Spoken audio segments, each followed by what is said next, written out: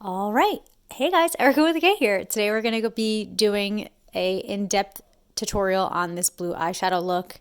I always start off with concealer. This is the eyeshadow look that I had put on the other day, and I'd asked you guys if you liked it to give it a thumbs up. I am looking for like video ideas, so if you guys have any, let me know. But anyway, I'm going in with the usual Your Beauty Shades eyeshadow palette. I use it like all the time. A similar one is in my Amazon affiliate link because the original one that I would use is sold out, but you guys can definitely use the link down below.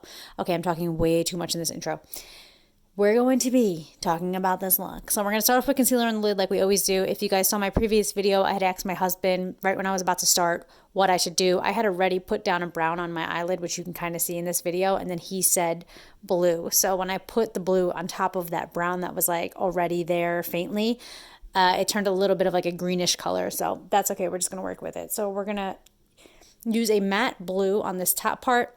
Then we're going to pump in the corner a darker blue, and then on top of that, we're going to pump in a black with like a very precise brush. We don't want the black to take over this look, but we definitely want to make sure that the darks are very dark and deep. And so that's why we're using the black in this look.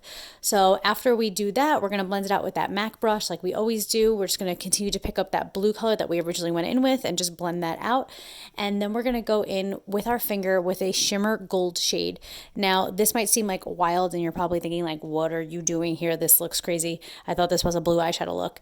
It is. So this one has like a really pretty, it's really nice to build on top of, I should say. So when I do put my other colors on top, whether they're shimmer or not, it just gives it like a really nice sheen and a nice glow. So then I'm going to go in the outer corner right next to that black, and I'm going to, with my finger, pump in some of that dark blue shimmer shade. So there's a dark blue in that palette.